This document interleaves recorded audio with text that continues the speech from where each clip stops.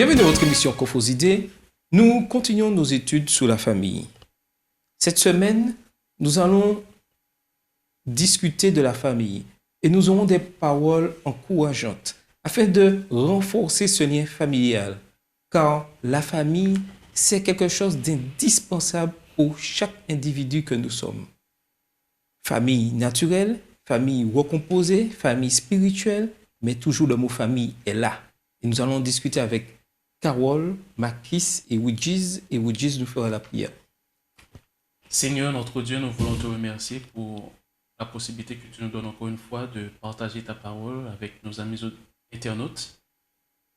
Fais-nous grâce, pardonne-nous et assiste-nous, fais-nous ressentir ta présence et aide-nous à comprendre, non seulement à comprendre, mais aussi à mettre en pratique ta parole. Je te remets toutes les familles, tu connais toutes choses, tu connais leurs difficultés. Bénis-les, sois avec elles, au nom de Jésus. Amen. Amen. Amen. Donc, nous continuons, comme je disais, nos études sur la famille. Et cette semaine, nous verrons l'importance de la famille. Mais pour vous, qu'est-ce que la famille? La famille, selon la Bible ou selon le monde? Les deux. Mais je laisse Carole. Non, mais de toute façon, la famille, c'est une cellule composée de différents individus. Oui. Composée de... Alors, la famille, c'est un père, une mère, des enfants. C'est ça au départ. Ça peut être aussi un homme, une femme, puisque certaines familles, il n'y a pas d'enfants. Voilà. C'est ça aussi la famille. Mais on a aussi des familles malheureusement monoparentales, avec un homme et des enfants, ou un enfant, ou une femme et des enfants, ou un enfant. Donc voilà les différentes déclinaisons que nous pouvons avoir de la famille, en tout cas dans le sens biblique aussi, parce que nous avons aussi des familles qui ont été monoparentales et autres dans la Bible aussi. Par contre, c'est vrai que la définition que donne le monde à la famille aujourd'hui est grandement discutable par rapport à ce que nous dit la parole de Dieu. Mais comme nous sommes là pour prôner ce que dit la Bible, ce que dit Dieu, voilà la définition que nous donnons de la famille. Donc, ouvrons la parole de Dieu dans Proverbe 3, les versets 5 à 6. Nous connaissons tous Salomon. Et Salomon a donné de sages conseils à tout le monde. Et nous voyons dans Proverbe 3, versets 5 et 6, quelque chose, je dirais, d'important pour les familles. Si quelqu'un peut lire, Proverbe 3, les versets 5 et 6. Proverbe 3, versets 5 et 6. Confie-toi en l'Éternel de tout ton cœur et ne t'appuie pas sur ta sagesse. Reconnais-le dans toutes tes voies et il aplanira tes sentiers. Qu'est-ce que Salomon nous dit là? J'aime bien la manière que Salomon a commencé ce texte, c'est que il nous dit confie-toi, il nous conseille, confie-toi en l'Éternel de tout ton cœur. De tout ton cœur fait la différence, parce que Salomon pouvait dire confie-toi en l'Éternel. Et après il continue, mais il dit confie-toi en l'Éternel de tout ton cœur. Ça veut dire peu importe les difficultés que vous allez rencontrer, confie-toi en l'Éternel de tout ton cœur, il sera là pour vous. Ça veut dire aussi de lui donner la première place, de tout ton cœur. Et ne t'appuie pas sur ta sagesse, parce que comme Dieu sait très bien qui nous sommes, donc il nous dit de ne pas nous appuyer sur notre sagesse, parce que nous sommes des pécheurs, donc nous sommes faillibles, on peut faire des erreurs, mais Dieu est infaillible. Donc il nous dit de s'appuyer, entre guillemets, entre parenthèses, sur la sagesse de Dieu. Et reconnais-le dans toutes tes voies et il aplanira tes sentiers. J'aime la fin de ce verset, il aplanira tes sentiers, mais si toutefois on fait tout ce qui est au préalable, on se confie en l'Éternel de tout notre cœur, on ne s'appuie pas sur notre sagesse, donc on aura la victoire. Et pourquoi est-ce qu'il ne faut pas s'appuyer sur notre sagesse? Comme je l'ai dit, nous sommes des pécheurs, nous sommes des êtres faillibles. On peut faire des erreurs, je peux penser, oui, c'était le bon choix. Après quelques années, je réalise que c'était pas le bon choix. Donc, c'est toujours...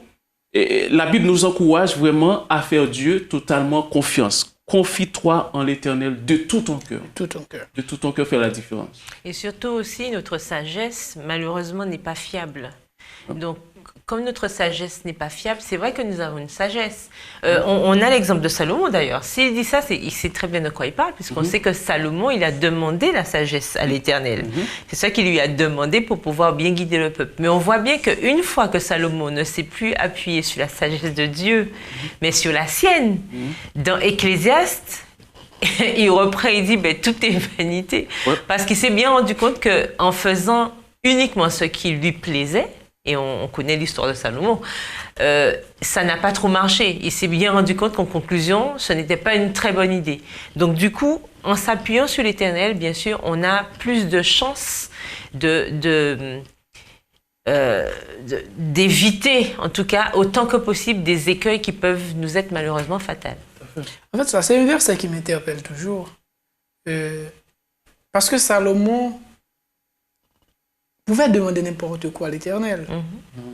Et selon ce que nous lisons, c'est que l'Éternel était prêt à donner n'importe quoi à Salomon. Mais Salomon lui avait demandé la sagesse. Donc, avec la sagesse de l'Éternel, pas sa sagesse, donc il pourra vraiment conduire le peuple. Donc, c'est aussi pareil pour nous aussi. Donc, avec notre propre force, mais nous ne pouvons rien faire. Par contre, avec la force de Dieu, avec la sagesse de l'Éternel, comme Moïse vient de le dire, nous y arrivons.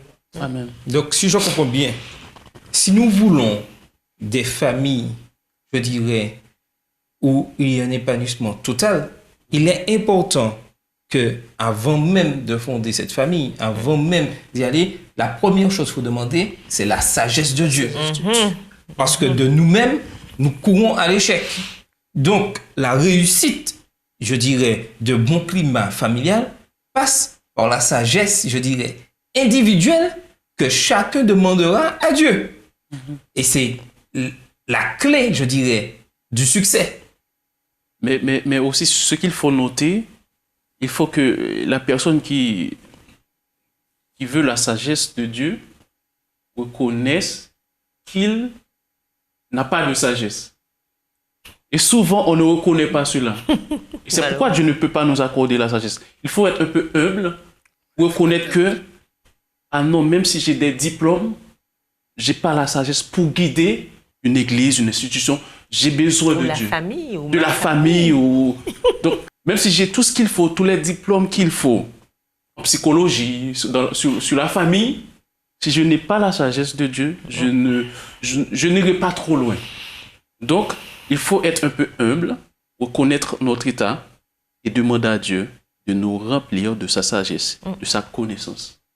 Donc, c'est déjà l'une des premières choses que nous devons demander à Dieu. Avant de choisir son époux, son épouse, c'est déjà la première chose que je dois demander à Dieu. Seigneur, donne-moi cette sagesse. Mais maintenant, voyons que tout individu est appelé à fonder une famille. Oui ou non? Et qu'il y a des choix à faire.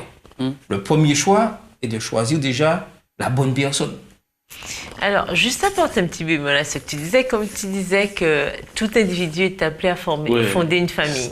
C'est pas si sûr que ça, puisque la Bible même nous dit que, et par l'intermédiaire de l'apôtre Paul, que finalement, tout homme n'est pas forcément appelé à avoir une famille. Oui, mais donc, je suis tout à fait d'accord avec toi. Mais comme nous formons aussi dans l'Église une famille, c'est pour ça que je dis, je vais aussi dans ce domaine-là, au sens large du terme, que même si je n'ai pas une famille, je dirais, de lien par le sang, j'ai aussi cette famille de l'Église. Et si je veux que cette famille auquel je me trouve au sein de l'Église puisse fonctionner et aller de l'avant, il faut que je réclame cette sagesse de Dieu pour pouvoir vivre avec mes frères et sœurs au sein de la communauté. Tout à fait. Donc, dans ce cas-là, souvent, je ne fonde pas la famille. En fait, j'en fais partie. Tout à fait. En fait, je contribue en tout cas à maintenir cette famille unie, à maintenir cette famille ensemble, à maintenir une communauté familiale au sein de l'Église. Et effectivement, il me faut de la sagesse pour y arriver, puisque comme dans toute famille, il y a plusieurs caractères. À l'Église aussi, nous avons plusieurs caractères. Et nous devons vivre ensemble parce que nous sommes, il ne faut pas oublier, amenés à vivre ensemble au ciel. Et le ciel commence où? Sur terre. Si je ne suis pas capable de vivre avec les autres ici sur terre, comment puis-je espérer de vivre en communauté au ciel? C'est incompatible. Donc, quel que soit et tout individu sur cette terre doit, je dirais, réclamer cette sagesse de Dieu pour pouvoir réussir. Donc, je vais être un peu, je dirais, direct. Si, des fois, il y a échec dans nos relations, échec avec, échange avec les autres, c'est que, est-ce que, des fois, c'est parce que nous avons négligé cette sagesse que Dieu nous a donnée? Je suis en train de réfléchir. Oui, tu as dit un mot qui est très important, négliger. Ça peut arriver que je fais des choix avec Dieu. Dieu m'a dit, oui, c'est telle personne qui peut être mon ami ou bien qui peut être mon épouse. Et puis au cours de quelques années, après quelques années, il y a déchirement. Au tout début, c'est Dieu qui l'a décidé. Hein? Mais moi, je dois cultiver cette sagesse en tant que Enfant de Dieu. En tant qu'enfant de Dieu. En tant que, comment dirais-je, des gérants. Je dois cultiver cette sagesse. Donc maintenant, si je mets de côté, bon, je dis, ah ouais, c'est Dieu qui me l'a donné, bon, c'est fini, j'ai rien à faire, la vie est belle. Donc, l'ennemi qui voit tout ça, il peut passer, il brise tout. Donc, ce n'est pas parce que Dieu nous permet d'avoir une famille qu'on doit négliger les choses. On doit continuer, parce que la vie, c'est un combat, la vie spirituelle, c'est un combat de chaque jour. On a un ennemi qui ne dort pas. Donc, on doit rester connecté avec Dieu tous les jours et rester dans la prière pour que notre famille puisse rester soudée, qu'on soit resté soudé en tant que personne, mais aussi avec Dieu. Mais en fait, c'est que souvent, nous les chrétiens, nous disons toujours qu'il faut chercher quelqu'un qui a la crainte de Dieu. Mais est-ce qu'il n'y a pas un premier pas à faire? C'est-à-dire? Mais normalement, si nous cherchons quelqu'un qui a la crainte de Dieu, mais la première chose à faire, c'est d'avoir nous-mêmes la crainte de Dieu. Oui. Nous cherchons quelqu'un qui cultive cette sagesse dont parle Salomon. Mais la première chose à faire, c'est de chercher à cultiver cette sagesse. Oui. De même à l'église. Vous voyez une église de 300, 500, même 800 jusqu'à 1000 membres. Mais pour pouvoir vraiment s'entendre avec tous ces membres-là, mais il faut cultiver cette sagesse. Ouais. Et si tout le temps il y a des discordes à l'église, tout ça, c'est parce qu'il y a un manque de sagesse. Un manque de sagesse. Et moi, je parle toujours de la tolérance. Ouais. C'est que tout le temps, on dit que ouais, tel membre, il a tel problème, il ne fait pas telle chose bien, ben voilà, tout ça. Mais moi, c'est un conseil que je donne toujours. Vous voyez, je sais que moi aussi, j'ai des défauts, j'ai des qualités. Et je sais aussi que chaque membre d'église, ben, ils ont des défauts et des qualités. Mais moi, ce qui m'intéresse toujours, ce sont leurs qualités. Tout à fait. Et je sais que nous sommes tous différents l'un de l'autre. Mais sans ça, sans cette sagesse, sans cette tolérance, voilà, ça n'ira pas bien. Tout à fait. Mais maintenant, voyons cette partie importante que, comme je le disais tout à l'heure, nous avons réclamé cette sagesse. Et maintenant, nous décidons de vouloir former, avoir, je dirais, cette famille, chercher une épouse, un époux. Salomon nous dit de trouver, d'aimer la bonne femme. Et il nous donne, je dirais, des caractéristiques que cette femme doit avoir. Ça, c'est pour un homme, on est d'accord. Oui. Et Salomon parlait plus aux hommes qu'aux femmes. Et il dit quelque chose de très important. Il parle de sagesse, de connaissance, de compréhension.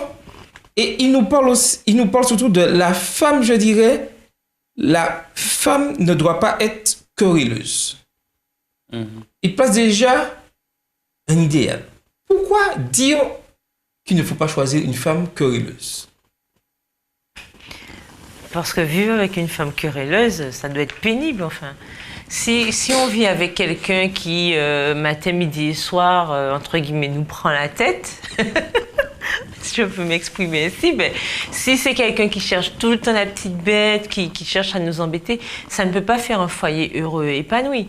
Quand quelqu'un est toujours en train de s'énerver, s'agacer sur des pécadilles, tout le temps en train de chercher à envenimer les choses, pour la moindre petite bêtise, en faire une montagne, ce n'est pas intéressant. Et puis, ça ne permet pas d'avoir une ambiance qui soit vraiment vivable à la maison.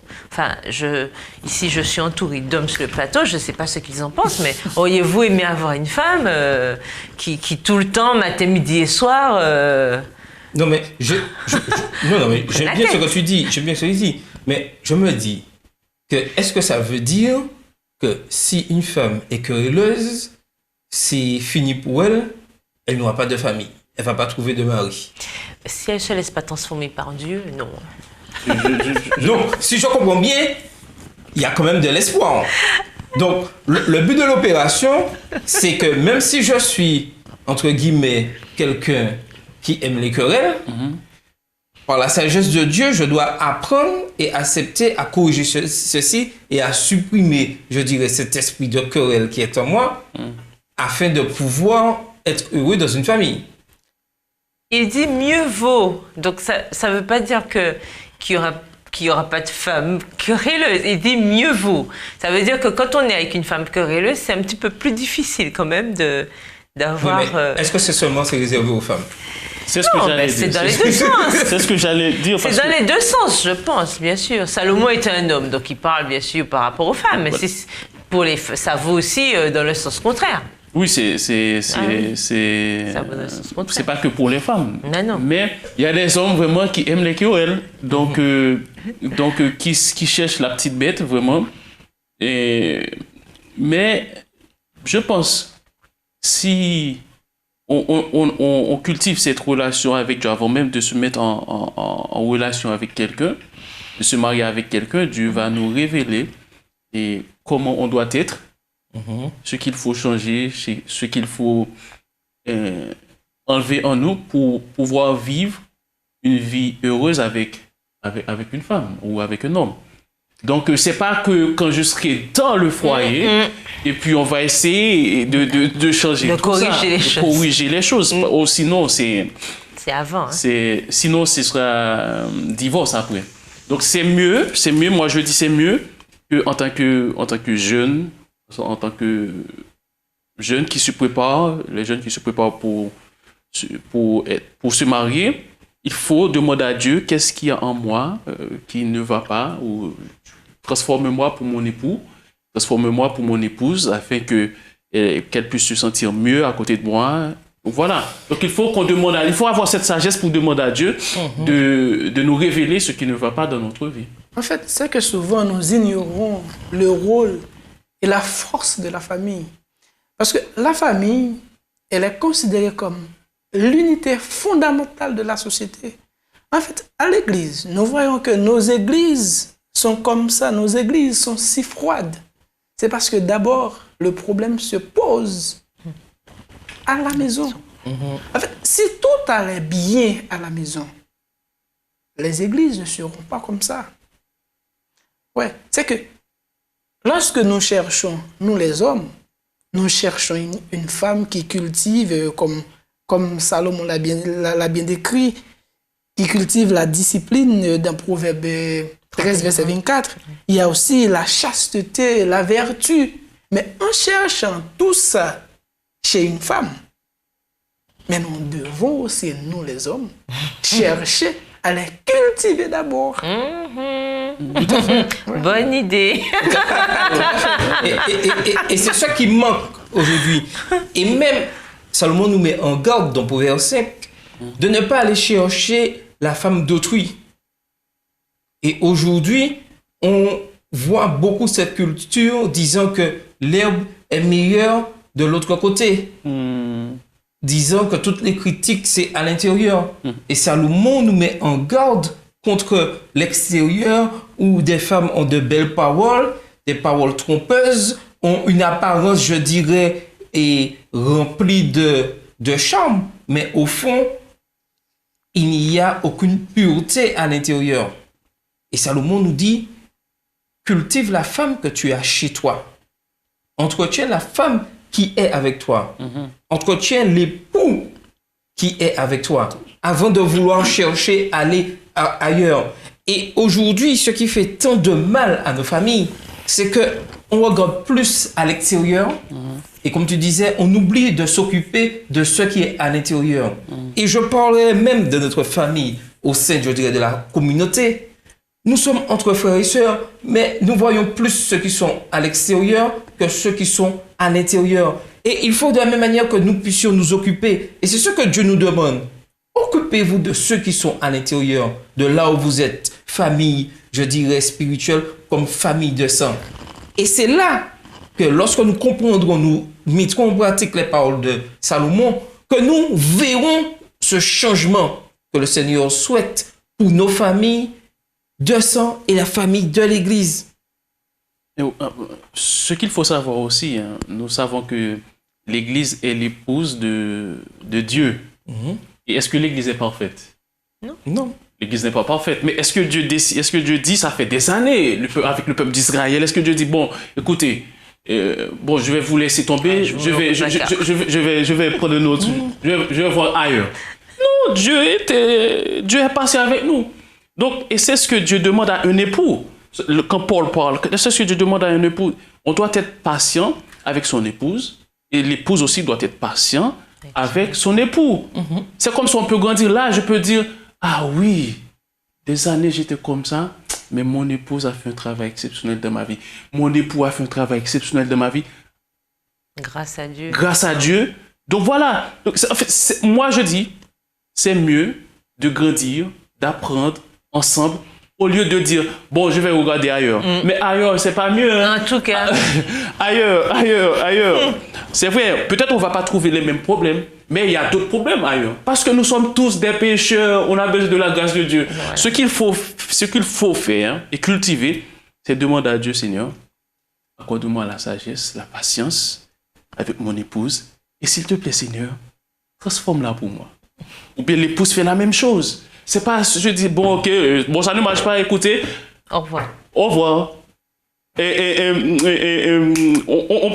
passe. On change de page. On change de page. Mais non, ça ne marche pas comme ça avec Dieu. Ça ne marche pas comme ça. Vous savez, le pire dans cette affaire, et ce qui conduit souvent au divorce, c'est lorsque c'est moi le problème. En fait, je cherche le problème chez l'autre. Soit chez l'époux, chez l'épouse, soit l'époux cherche le problème chez l'épouse, ou que l'épouse cherche le problème chez l'époux. Mais le pire, c'est lorsque le problème, c'est chez moi, et puis je le cherche chez l'autre. Alors, l'objectif n'est autre que les discordes, les divorces, c'est ça. Tout à fait. Et aussi, il ne faut pas oublier quand même, nous nous rappelons tous de cet adage, l'herbe semble toujours plus verte ailleurs. Et puis, il faut nous rappeler de l'expérience de la chèvre de M. Seguin, comme j'aime dire, hein, la chèvre de M. Seguin qui avait toujours l'impression que l'herbe était meilleure chez le voisin. Et on sait comment ça s'est terminé. Mais enfin, je veux dire que il faut quand même, et c'est pour ça qu'il est important de cultiver cette sagesse avant, parce que cette sagesse sera nécessaire pour pendant et pour après. Puisque lorsqu'on se marie en ayant fait preuve de réflexion, quand c'est une décision réfléchie, quand on a travaillé sur ce projet de mariage, dans ce cas-là, on fait un mariage solide parce qu'on sait qu'on se marie pour la vie. On sait qu'on fait un contrat, on sait qu'on fait un contrat qui est jusqu'à notre mort, en fait. On sait que c'est quelque chose de sérieux et on sait qu'on est dans un engagement qui va nous emmener justement à travailler sur nous-mêmes pour permettre à l'autre de changer. Parce que souvent, et je suis entièrement d'accord aussi avec ce que disait Makis, c'est que on a souvent tendance à reporter sur l'autre ce qu'on fait nous-mêmes ou alors à chercher en l'autre ce que nous n'avons pas. Et quand on prend le temps de se tenir devant un miroir et de se dire, ben oui, mais qu'est-ce que moi je préfère? C'est vrai qu'il est comme ça, c'est vrai qu'elle est comme ça, mais qu'est-ce que moi je peux faire pour l'aider à comprendre comment on pourrait améliorer les choses? Parce qu'on marche ensemble, justement. Tout à fait. Et on continue, puisqu'on est déjà arrivé presque à la fin. Et tout à l'heure, tu parlais de patience. Et il nous faut aussi énormément de patience. Et Salomon insiste aussi sur la partie, je dirais, des pères, comme qui sont les représentants pour la famille de Dieu par rapport à l'Église, les pères vis-à-vis de la famille, où il réclame aux pères d'être patients, lents à la colère et maîtres d'eux. Et ça, c'est très important dans l'éducation des enfants, être patient. Et nous savons aussi la relation entre père et fille. Lorsque les enfants, surtout les filles grandissent, atteignent 18 ans, 20 ans, l'âge de la rencontre discutée, où les pères aiment bien accaparer, ou des fois dans les familles, le père représente celui qui est toujours dur, strict, tout ça. Mais Salomon nous dit qu'il faut apprendre la patience et être lent à la colère. Et aussi, pareil, je dirais, dans l'église, quand il faut reprendre, discipliner, puisque les enfants font des erreurs, dans l'église, nous commettons aussi des erreurs, mais Dieu nous demande d'être patient, lent à la colère, prendre le temps toujours d'expliquer ce que nous voulons, avoir cette sagesse, puisque la sagesse, je sais ça, pouvoir discuter, parler. Et aujourd'hui, l'ennemi de nos âmes, il sait bien que c'est là le point faible, où nous n'avons pas le temps de discuter avec nos enfants, nous n'avons pas le temps d'échanger entre membres d'église. Et il sait que lorsque nous mettons, je dirais, ces liens de discussion de côté, il sait qu'il a gagné. Et aujourd'hui, tant de problèmes seraient évités si on avait pris le temps juste de parler. Et la communication est quelque chose d'important. Oui, vas-y. En fait, moi, je dis toujours aux parents qu'il faut regarder la relation de Dieu avec l'Église. Ouais, relation de Dieu avec, parce que Dieu dit l'Église c'est son épouse. Et si on voit comment Dieu est patient avec son Église, et c'est ce qu'il nous demande, je ne peux pas dire je suis disciple de Dieu et je ne fais pas comme lui. C'est impossible. Soit je ne suis pas disciple, tout simplement. Donc si Dieu est patient avec son Église, c'est vrai, je n'ai pas la patience de Dieu est éternel, mais je peux dire Seigneur, de la même manière tu traites ton Église, aide-moi à traiter mon épouse, mes enfants. C'est vrai, c'est pas évident de voir quand tu dis quelque chose 10 000 fois et l'enfant continue à faire ça. Mais Seigneur, donne-moi la force, la sagesse. Et le truc, c'est que ça nous apprend aussi sur nous-mêmes. Ça nous aide à grandir. Et là, parce que ça fait des années, on dit Jésus revient. Donc, il faut avoir la patience. Ah oui. Donc, ce sont des petites choses dans la vie qui nous permettent de grandir, d'avoir la patience, d'attendre aussi le retour de Jésus. Donc, nous devons demander à Dieu chaque jour, Seigneur, aide-moi à être patient avec mon épouse et mes enfants. Et voilà. En fait, c'est que l'objectif de tous les parents, ben oui, je peux le dire, les parents chrétiens, c'est d'amener les enfants à Christ. Mais vous savez une chose, et je ne peux pas donner à mon enfant ce que moi, j'ai pas. D'accord. Je ne peux pas aider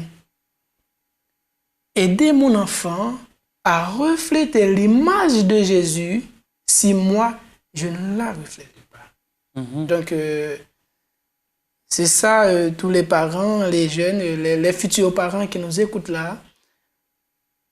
En fait, l'objectif, c'est ça d'abord. C'est de conduire l'enfant à Christ. Et ça, je dois le lire. Il dit que la chose la plus importante qu'un père puisse offrir à son enfant, c'est d'aimer sa mère. Intéressant. Donc, c'est très, très, très bien ce que tu as dit, Makis. Mais j'aimerais dire quelque chose concernant l'exemple. Nos enfants nous regardent. Comme tu as si bien dit, la leçon l'a dit que si l'enfant voit que la manière que tu traites sa maman, l'enfant va dire « Ah non, je veux être un homme comme papa. » Qui traite ma maman bien, qui aime ma maman, qui l'embrasse, qui lui donne beaucoup d'affection. Ouais, l'enfant va grandir dans une atmosphère que, ah ouais, chez moi, il y a de l'amour, donc je dois partager cet amour. J'ai déjà entendu des jeunes qui disent que, ah ouais, je ne veux pas écouter ce monsieur-là parce que je connais sa vie. Et souvent, vraiment, je ne suis pas en train de dire que les jeunes ne devraient pas ou bien devait vivre comme ça, faire ces erreurs-là. Mais je suis en train de dire que nous, en tant que leaders, en tant que dirigeants, en tant que ceux qui disent que nous avons de l'expérience, nous qui reflétons Dieu, nous devons vraiment leur donner l'exemple. Parce que ces jeunes nous regardent et nous sommes les repères. Et Dieu, quand Jésus revient, il va dire, mais qu'est-ce que tu as fait avec ton fils Oudjis? Qu'est-ce que moi je peux dire? Et mon fils va dire, papa, c'est à cause de toi que je suis perdu aujourd'hui. Bien que le salut soit bien que le salut soit individuel, mais nous avons des responsabilités. Tout à fait. Et nous arrivons à la fin de notre étude. Il y a tant de choses à dire. Mais j'aimerais vous laisser avec 3 mots. 3 mots qui sont importants si nous voulons avoir des familles, je dirais, vraiment unies. C'est l'hospitalité, l'unité et un esprit joyeux. Lorsque j'essaie 3 éléments de mon fonctionnement vis-à-vis de ma famille, vis-à-vis de mes frères et sœurs, c'est le début de la sagesse que Dieu réclame à chacun d'entre nous. Hospitalité, unité, esprit joyeux. Que ces 3 éléments restent constamment dans votre esprit et vous verrez des choses formidables dans vos familles. C'était votre émission Orphosité.